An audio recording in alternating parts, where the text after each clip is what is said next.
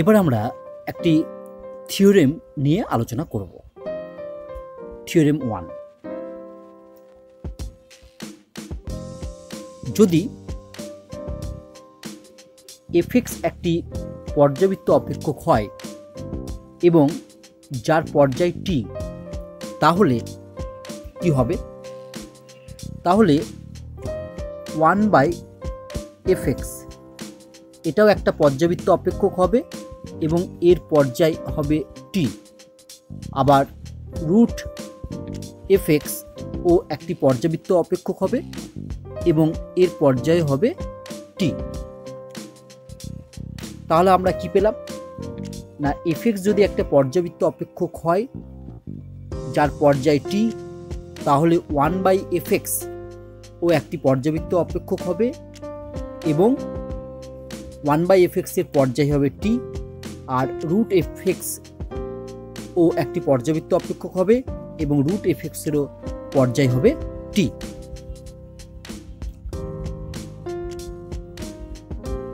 তাহলে আমরা লিখছি a 1/fx ও পর্যাবৃত্ত অপেক্ষক এবং পর্যায় হবে t। b √fx ও পর্যাবৃত্ত অপেক্ষক এবং পর্যায় হবে t। তাহলে এই সূত্রটি তোমরা মনে রাখবে বা থিওরেমটি তোমরা মনে রাখবে যে fx একটা পর্যাবৃত্ত অপেক্ষক যার পর্যায় t, তাহলে 1/fx ও একটা পর্যাবৃত্ত অপেক্ষক হবে এবং এর পর্যায় হবে t। √fx ও একটি পর্যাবৃত্ত অপেক্ষক হবে এবং √fx এর পর্যায়ও হবে t। চলো এবার আমরা একটি সমস্যার সমাধান করি। কোশ্চেন: 1/sin x এবং √tan x এর পর্যায় নির্ণয় করো। অ্যান্সার: sin x এর পর্যায় কত আমরা জানি না, sin x এর পর্যায় হলো 2π। অতএব 1/sin x এর পর্যায় হবে একই, মানে 2π হবে। sin x এর পর্যায় যা হবে 1/sin x এরও পর্যায় তাই হবে। আবার tan x এর পর্যায় কত না, tan x এর পর্যায় আমরা করেছি π। অতএব √tan x এর পর্যায় হবে একই π।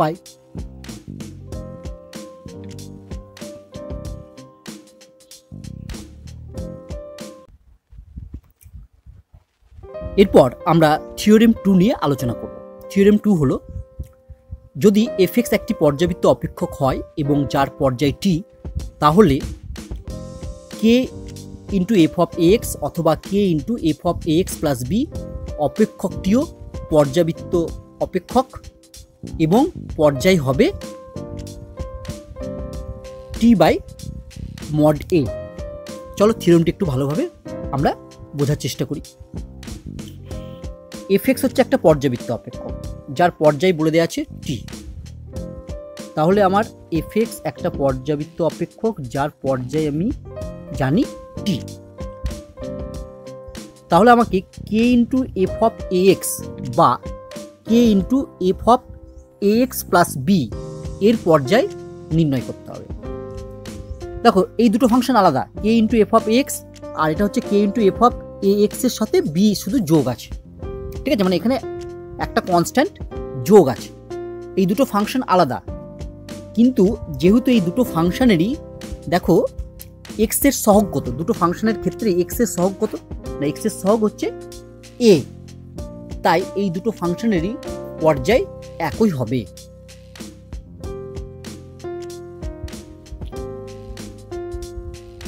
তাহলে এই k into f of a x বা k into f of a x plus b এর পর্যায় কত হবে? না এর পর্যায় আমরা কিভাবে নির্ণয় করব দেখো।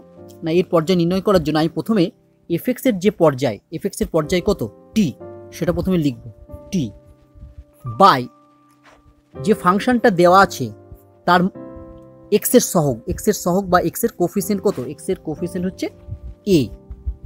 তাহলে আমরা কি লিখব না পর্যায় হবে টি বাই ওই কোফিসিয়েন্টের মড, অর্থাৎ টি বাই মড এ।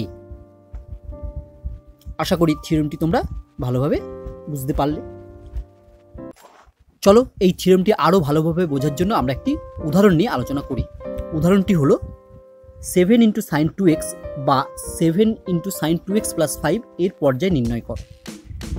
দেখো এখানে দুটো ফাংশন দেওয়া আছে, একটা হচ্ছে 7 ইন্টু সাইন 2x আর একটা হচ্ছে 7 ইন্টু সাইন 2x প্লাস 5। এই ফাংশন বা অপেক্ষক দুটোর পর্যায় একই হবে। কেন? কারণ উভয় অপেক্ষকটি হলো সাইনের অপেক্ষক এবং উভয়ের ক্ষেত্রেই এক্সের সহগ দেখো কত আছে, উভয়ের ক্ষেত্রে এক্সের সহগ আছে 2, তাই উভয় ফাংশনেরই পর্যায় একই হবে। এই ধরনের সমস্যা করার জন্য সবার প্রথমে তুমি দেখবে যে এখানে ত্রিকোণমিতিক অনুপাতটি কি দেওয়া আছে। দেখো এখানে ত্রিকোণমিতিক অনুপাতটি হলো সাইন, তাই তো। এবার তুমি প্রথমে মনে করবে যে সাইন এক্স এর পর্যায় কত। দেখো তুমি শিখেছো সাইন এক্স এর পর্যায় হলো 2π। তাহলে চলো অ্যান্সার করি। তাহলে যেহেতু সাইন এক্স এর পর্যায় 2π, অতএব 7 সাইন 2x এর পর্যায় হবে, সাইন এক্স এর পর্যায় কত 2π বাই এক্স এর সহগ, এক্স এর সহগ কত আছে 2 তার mod by mod 2 equal to 2π by mod 2 মানে 2, 2 কেটে গেলে ইকুয়াল টু আমরা পেলাম পাই। একইভাবে দেখো অতএব 7 ইন্টু সাইন 2x প্লাস 5 এর পর্যায় হবে, প্রথমে আমরা কি লিখবো, সাইন এক্স এর পর্যায় হচ্ছে কত 2π বাই এক্স এর সহগ, এক্স এর সহগ কত, এক্স এর সহগ এখানে আছে 2, সেইটার মড মানে by mod 2 equal to 2π by mod 2 মানে 2, 2 কেটে গেল ইকুয়াল টু পাই। আমরা আরো একটি এক্সাম্পল নিয়ে আলোচনা করি। এক্সাম্পলটি হলো tan - 7x + 9 এর পর্যায় নির্ণয় করো। অ্যান্সার, এখানে যে ত্রিকোণমিতিক অনুপাতটি দেওয়া আছে সেটি হলো tan। আমরা জানি tan x এর পর্যায় হচ্ছে পাই। তাহলে আমরা লিখি যে যেহেতু tan x এর পর্যায় হলো পাই, অতএব tan - 7x + 9 এর পর্যায় হবে ইকুয়াল টু পাই, মানে tan x এর যেটা পর্যায় সেটা বাই যে ত্রিকোণমিতিক ফাংশনটি দেওয়া আছে তার x এর সহগের মড। অর্থাৎ আমাকে এখানে ত্রিকোণমিতিক ফাংশনটি দেওয়া আছে tan - 7x + 9, এই ফাংশনটির যে x এর সহগ, x এর সহগ কত দেখতে পাচ্ছি, x এর সহগ হচ্ছে -7, এই -7 এর মড হবে। তাহলে আমরা লিখব পাই বাই মড -7। মড -7 মানেই হচ্ছে 7, তাহলে আমরা লিখব π/7, এটাই হচ্ছে আমার অ্যান্সার। এরপর আমরা যে বিষয়টি নিয়ে আলোচনা করব সেটি তোমাদের সবার জানা, তাও বিষয়টা একবার আমরা মনে করে নেব। বিষয়টি হলো ভগ্নাংশের লসাগু ও গসাগু নির্ণয়। লসাগুকে আমরা ইংরেজিতে বলি এলসিএম, যার ফুল ফর্ম হলো লিস্ট কমন মাল্টিপল, আর গসাগুকে আমরা ইংরেজিতে বলি এইচসিএফ, যার ফুল ফর্ম হলো হাইয়েস্ট কমন ফ্যাক্টর। আমি প্রথমে দুটি ভগ্নাংশ লিখছি, একটি হলো 2/5 আর একটি হলো 8/25। আমরা এই ভগ্নাংশ দুটোর লসাগু এবং গসাগু নির্ণয় করব। দুইয়ের বেশি ভগ্নাংশের ক্ষেত্রেও একই নিয়ম প্রযোজ্য হবে। তাহলে অতএব লসাগু সমান সমান, এখানে যে ভগ্নাংশ দুটো আছে তাদের লব দুটি হলো 2 এবং 8।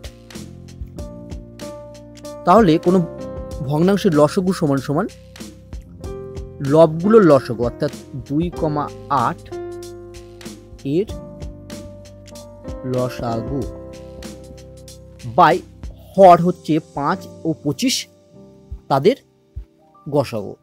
তাহলে লিখব বাই 5,25 এর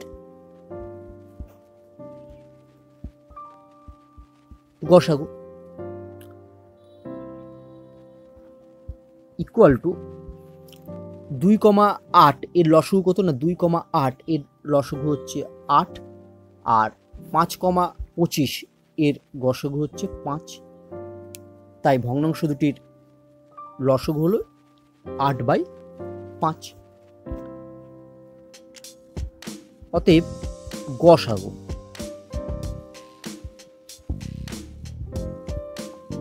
ইকুয়াল টু আমরা কত লিখব? গসাগুর ফর্মুলা হলো যে যে ভগ্নাংশ দুটো বা তার বেশি দেয়া থাকবে তাদের লবগুলোর গসাগু বাই হরগুলোর লসাগু। তাহলে আমাকে এখানে যে ভগ্নাংশ দুটি দেয়া আছে তাদের লব দুটি হলো 2 আর 8। তাহলে 2 আর 8 এর গসাগু কত না 2 আর 8 এর গসাগু হলো 2। তাহলে আমি গসাগু সমান সমান 2 বাই যে হর দুটো আছে 5 ও 25 তাদের লসাগু, 5 ও 25 এর লসাগু হচ্ছে 25। তাহলে ভগ্নাংশটির বা ভগ্নাংশ দুটির গসাগু হলো 2/25। এরপর আমরা একটি থিওরেম নিয়ে আলোচনা করব। থিওরেম 3। থিওরেমটি হলো যদি fx ও gx দুটি পর্যাবৃত্ত অপেক্ষক হয় যাদের পর্যায় যথাক্রমে p ও q, তাহলে fx প্লাস gx অপেক্ষকটির পর্যায় হবে p ও q এর লসাগু। ভালোভাবে বুঝে নাও থিওরেমটি কি বলছে। fx একটি পর্যাবৃত্ত অপেক্ষক যার পর্যায় হচ্ছে p, gx আর একটি পর্যাবৃত্ত অপেক্ষক যার পর্যায় হচ্ছে q। তাহলে fx প্লাস gx অপেক্ষকটির অর্থাৎ fx ও gx এদেরকে যোগ করলে যে অপেক্ষকটি পাবো সেটির পর্যায় কি হবে না সেটির পর্যায় হবে p আর q এর লসাগু।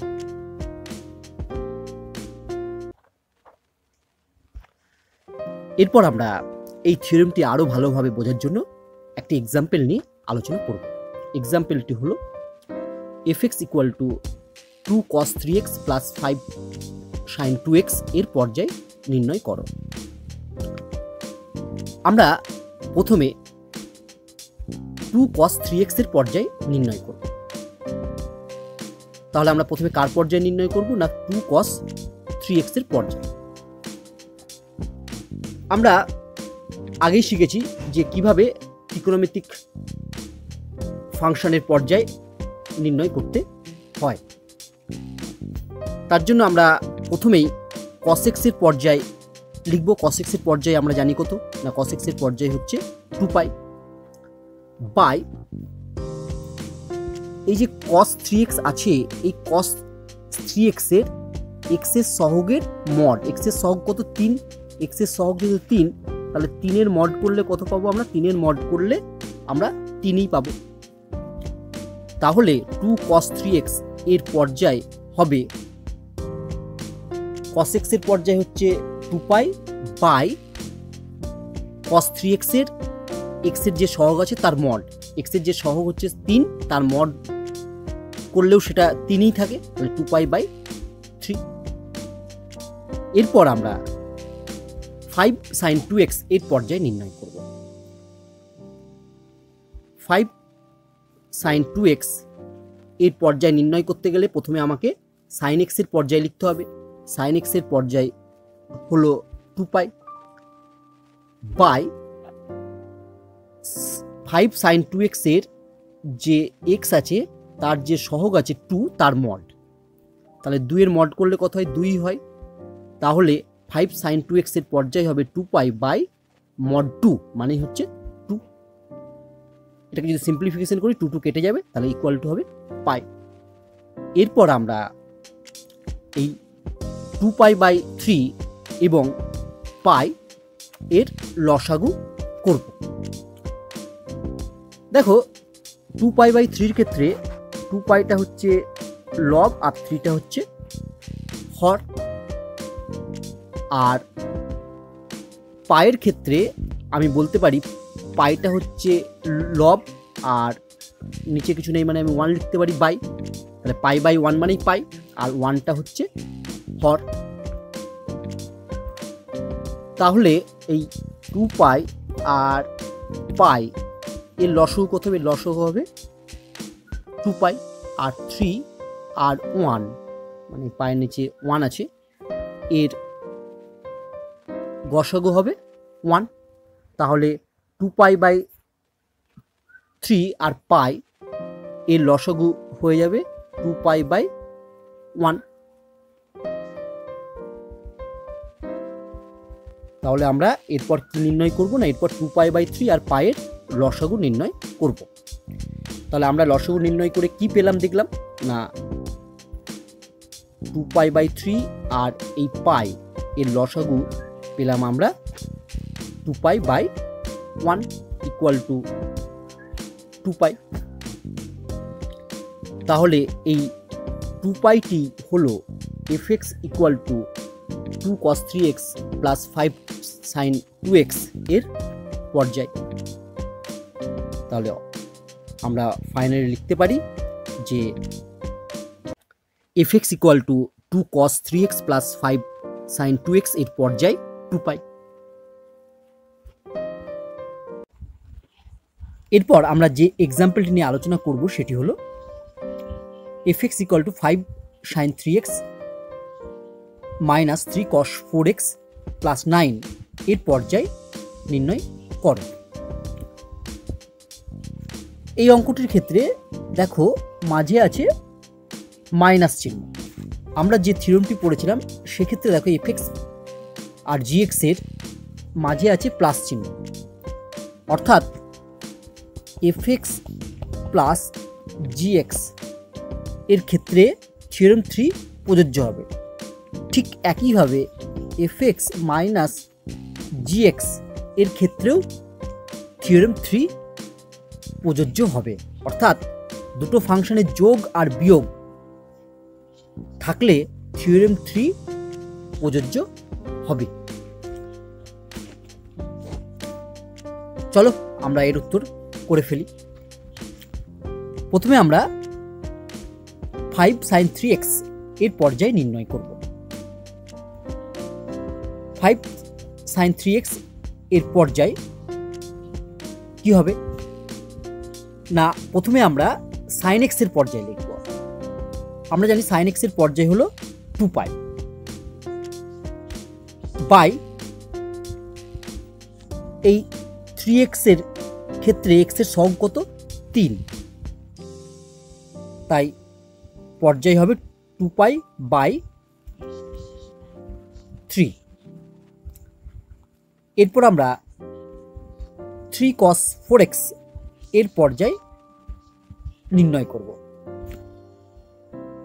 এক্ষেত্রে আমাকে প্রথমে cos x এর পর্যায় লিখতে হবে। cos x এর পর্যায় হলো 2π বাই 4x এর x এর সহগ কত, x এর সহগ হচ্ছে 4, তাই cos 4x এর পর্যায় হয়ে যাবে 2π/4। এরপর আমরা ধ্রুবক পদ, আচ্ছা তার আগে এটাকে যদি আমরা সিম্পলিফিকেশন করি 2π/4 কে সিম্পলিফিকেশন করলে আমরা পাবো π/2। এরপর আমরা ধ্রুবক পদ 9 এর পর্যায় নির্ণয় করব। আমরা জানি যে কোনো ধ্রুবক পদের পর্যায় যা খুশি হতে পারে, কিন্তু এইরকম অঙ্কের ক্ষেত্রে আমরা ধ্রুবক পদের পর্যায়টি 2π/3 বা π/2 এর মধ্যে যে কোনো একটি ধরে নেব। এক্ষেত্রে আমরা ধ্রুবক পদ 9 এর পর্যায় ধরে নিলাম π/2।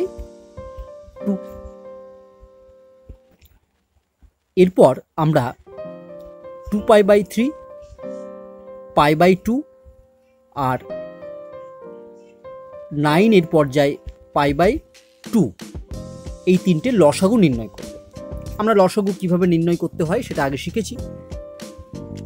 এই তিনটের লসাগু ইকুয়াল টু হবে 2π/1 ইকুয়াল টু 2π। তাহলে আমরা বলতে পারবো fx এর পর্যায় হবে 2π।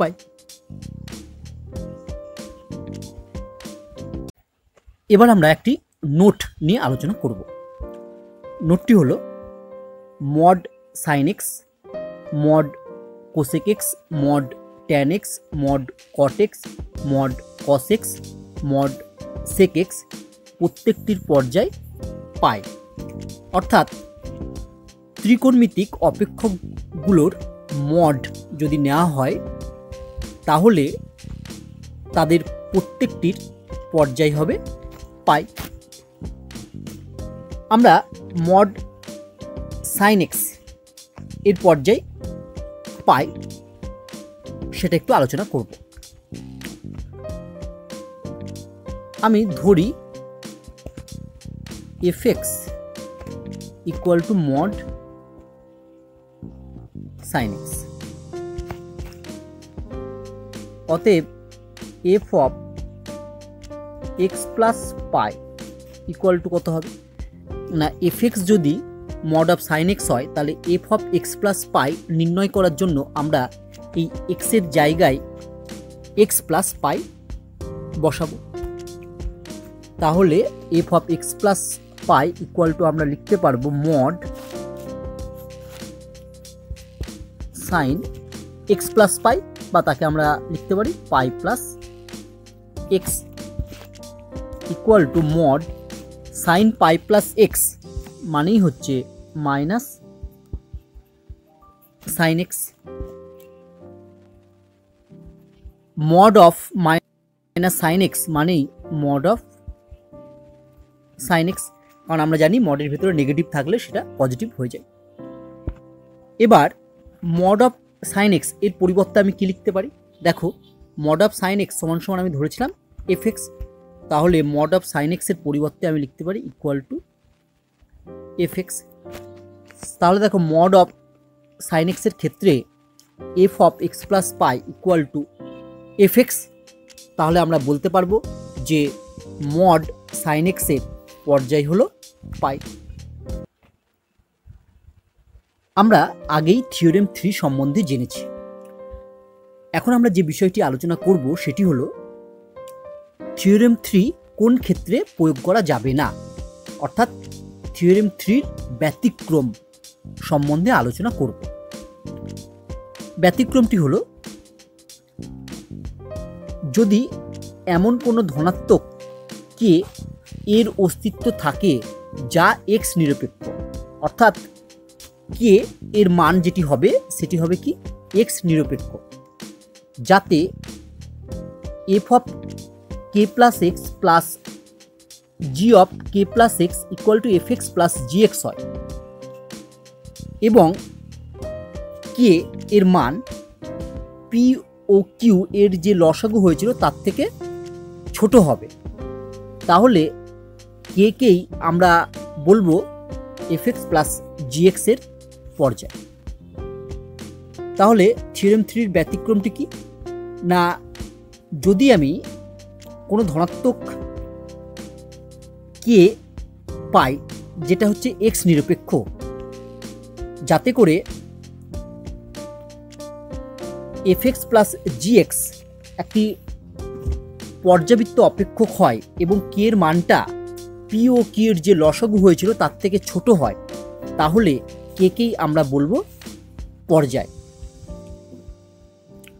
এই ব্যতিক্রমটি আরও ভালোভাবে বোঝার জন্য চলো আমরা একটি উদাহরণ নিয়ে আলোচনা করি। উদাহরণটি হলো f x equal to mod sine x plus mod cos x এর পর্যায় হবে পাই, পাই বাই টু, 2 পাই, 3 পাই। চলো আমরা এই প্রশ্নের উত্তর করি।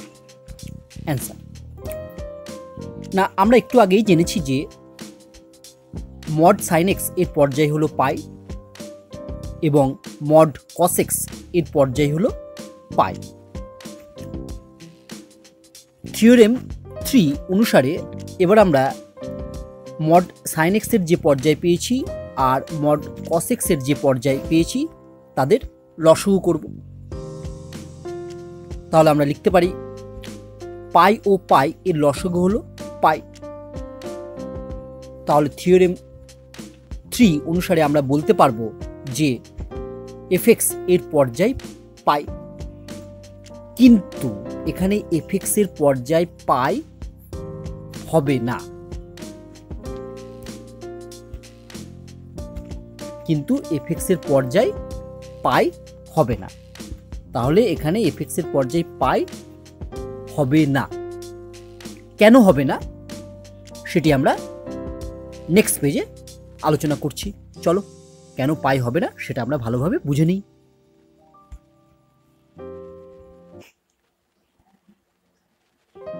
এফ এক্স ইকুয়াল টু দেয়া আছে আমার mod sine x plus mod cos x.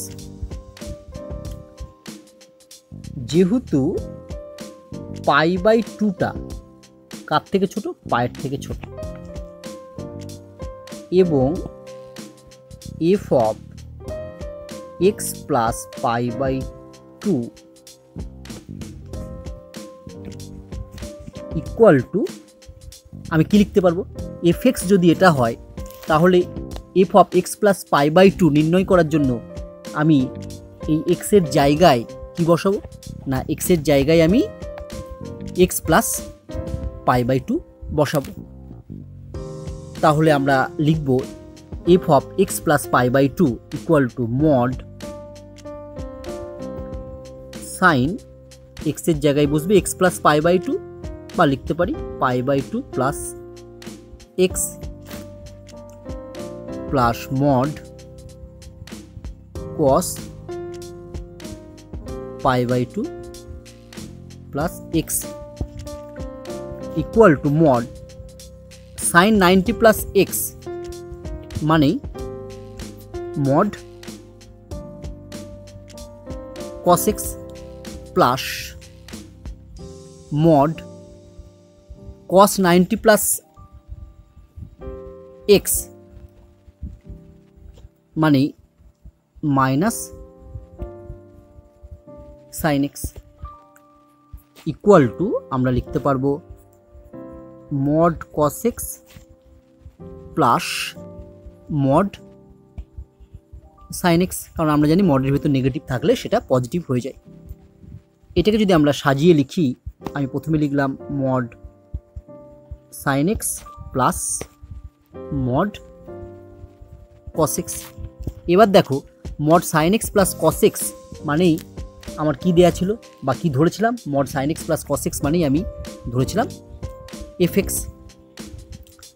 তাহলে আমরা mod sine x plus cos x এর পরিবর্তে লিখতে পারবো এফ এক্স। তাহলে দেখো f of x plus pi by two সমান সমান এফ এক্স পেলাম। তাহলে আমরা বলতে পারবো যে f x equal to mod sine x plus mod cos x হলো একটি পর্যাবৃত্ত অপেক্ষক যার পর্যায় হলো পাই বাই টু। তাহলে আমরা লিখব কি, অতএব পর্যায় কত না, পর্যায় হলো পাই বাই টু। তাহলে দেখো অ্যান্সার কোনটি হবে না, তাহলে আমার অ্যান্সার হবে বি, পাই বাই টু। আমরা আবার একটি নোট নিয়ে আলোচনা করব। প্রথমেই আমরা লিখেছি f x equal to mod sine x plus mod cos x, অর্থাৎ এফ এক্স হলো দুটি অপেক্ষকের যোগফল। একটি অপেক্ষক হচ্ছে মড সাইন এক্স আর একটি হচ্ছে মড কস এক্স। এখন আমরা যদি মড সাইন এক্স এই অপেক্ষকটির এক্সের জায়গায় বা এক্সের পরিবর্তে আমি pi by two plus x লিখি, তাহলে আমরা পাবো মড কস এক্স, অর্থাৎ অপর অপেক্ষকটি পেয়ে যাচ্ছি। অথবা যদি আমরা মড কস এক্স এর ক্ষেত্রে এক্সের জায়গায় pi by two plus x লিখতাম, তাহলে আমরা পেতাম মড সাইন এক্স। অ্যাকচুয়ালি হয় মড মাইনাস সাইন এক্স, কিন্তু মড মাইনাস সাইন এক্স মানেই হচ্ছে মড সাইন এক্স। তাহলে দেখো আমরা সেক্ষেত্রেও অপর অপেক্ষকটি পেয়ে যেতাম, অর্থাৎ এফ এক্স দুটি অপেক্ষকের যোগফল, যেখানে যে কোনো একটি অপেক্ষকের ক্ষেত্রে এক্সের জায়গায় যদি তুমি pi by two plus x বসিয়ে দাও, তাহলে তুমি অপর অপেক্ষকটি পেয়ে যাবে। আবার g x equal to mod tan x plus mod cot x, অর্থাৎ জি এক্সও হলো দুটো অপেক্ষকের যোগফল। এক্ষেত্রেও যদি আমি মড ট্যান এক্সের ক্ষেত্রে এক্সের জায়গায় pi by two plus x বসিয়ে দিই, তাহলে দেখবে আমরা মড কট এক্স অপেক্ষকটি পাব। আবার মড কট এক্সের ক্ষেত্রেও যদি আমি এক্সের জায়গায় pi by two plus x বসিয়ে দিই, তাহলে আমরা মড ট্যান এক্স অপেক্ষকটি পেয়ে যাব। আবার আমি আরেকটি অপেক্ষক লিখলাম h x equal to mod sec x plus mod cosec x. এক্ষেত্রেও যদি আমি মড সেক এক্সের ক্ষেত্রে এক্সের জায়গায় pi by two plus x বসিয়ে দিই, তাহলে মড কোসেক এক্স অপেক্ষকটি পেয়ে যাব। আবার মড কোসেক এক্সের ক্ষেত্রে এক্সের জায়গায় pi by two plus x বসিয়ে দিলে আমি সেক এক্স বা মড সেক এক্স অপেক্ষকটি পেয়ে যাব। তাহলে আমি যে তিনটে অপেক্ষক এখানে লিখলাম এফ এক্স, জি এক্স আর এইচ এক্স, প্রত্যেকটি অপেক্ষকই দুটি করে অপেক্ষকের যোগফল, এবং যে কোনো একটি অপেক্ষকের ক্ষেত্রে এক্সের জায়গায় যদি আমি pi by two plus x লিখি, তাহলে অপর অপেক্ষকটি আমরা পেয়ে যাব। তাহলে ফাইনালি আমরা বলতে পারবো যে f x, g x, H x প্রত্যেকটির পর্যায় হবে পাই বাই টু।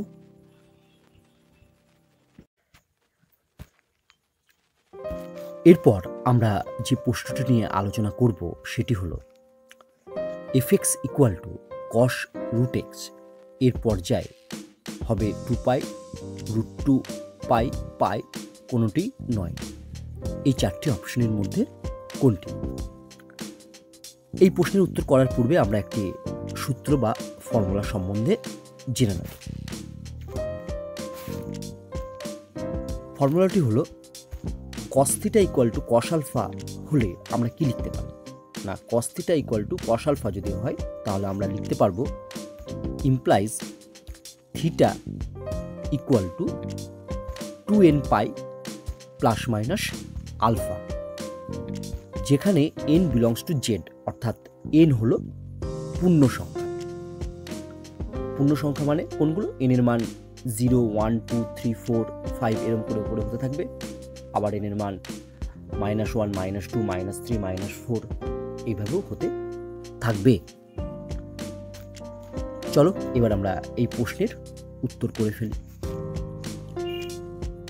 অ্যান্সার প্রথমে যেটি দেওয়া আছে সেটি লিখে ফেললাম, fx = cos √x।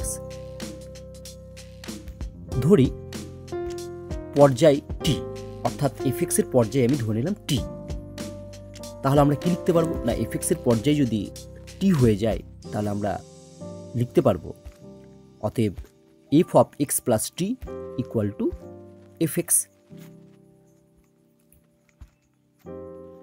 fx = যদি cos √x হয় তাহলে f of x plus t এর মান কত হবে? না, f of x plus t এর মান পাওয়ার জন্য আমরা fx = cos √x এ x এর জায়গায় আমরা x plus t বসিয়ে দেব, তাহলেই আমরা f of x plus t এর ভ্যালু পেয়ে যাব।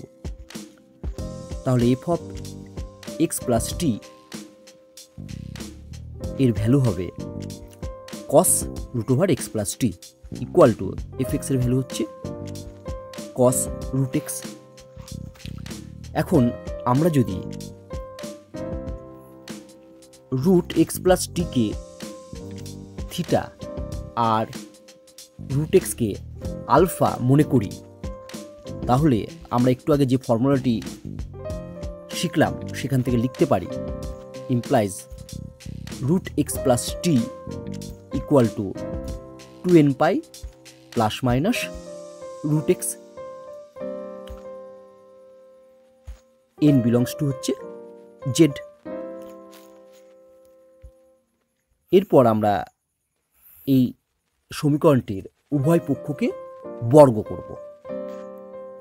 উভয় পক্ষকে বর্গ করলে এই রূপটি আমার উঠে যাবে। তাহলে উভয় পক্ষকে বর্গ করলে আমরা কি পাবো? না, implies t plus x = 4n² π² plus minus 4n pi √x plus x। এখন আমি উভয় পক্ষ থেকে যদি এই x কে বাদ দিয়ে দিই তাহলে কি পাবো? না, তাহলে পাবো implies t = 4n² π² plus minus 2n pi x। তাহলে এখানে আমরা দেখতে পাচ্ছি যে t এর যে ভ্যালুটি পেয়েছি সেখানে x এই টার্মটি আছে। আমরা জানি যে t এর মান সবসময় কি হয়? x নিরপেক্ষ হয়, অর্থাৎ t এর মানের মধ্যে কোনো x থাকা চলবে না। তাহলে ইহা x নিরপেক্ষ নয়। যেহেতু t এর মান x নিরপেক্ষ নয় তাই আমরা লিখতে পারবো অতএব fx = cos √x পর্যাবৃত্ত অপেক্ষক নয়। তাহলে fx = cos √x একটি পর্যাবৃত্ত অপেক্ষক নয়। তাহলে অ্যান্সার কোনটা হবে? তাহলে অ্যান্সার হবে ডি, কোনোটি নয়। আশা করি প্রশ্নটির উত্তর তোমরা ভালোভাবে বুঝতে পারলে। একইভাবে দেখানো যায় যে sin x² পর্যাবৃত্ত অপেক্ষক নয়, কিন্তু মনে রাখবে যে sin x হচ্ছে কিন্তু পর্যাবৃত্ত অপেক্ষক, আর sin x² বা cos x² এগুলো কিন্তু পর্যাবৃত্ত অপেক্ষক নয়। চলো এবার একটা আমরা নোট পড়ে নিই। Note 1, sin to the power nx sine to the power n x এর অনন্যক হচ্ছে cosec to the power n x, cos to the power n x এবং তার অনন্যক হচ্ছে সেক টু দি পাওয়ার এনএক্স।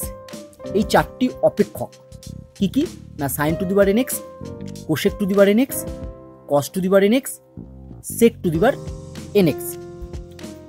অপেক্ষকগুলির প্রত্যেকটির পর্যায় ইকুয়াল টু পাই কখন হবে না যখন n যুগ্ম সংখ্যা, আর 2 পাই কখন হবে না যখন n অযুগ্ম সংখ্যা। অর্থাৎ sine to the power n x, cosec to the power n x, cos to the power n x আর sec to the power n x, এই চারটি অপেক্ষকের প্রত্যেকটির পর্যায় পাই হবে যখন n যুগ্ম সংখ্যা। যুগ্ম সংখ্যা মানে কোনগুলো না 2, 4, 6, 8, 10 এগুলো। আর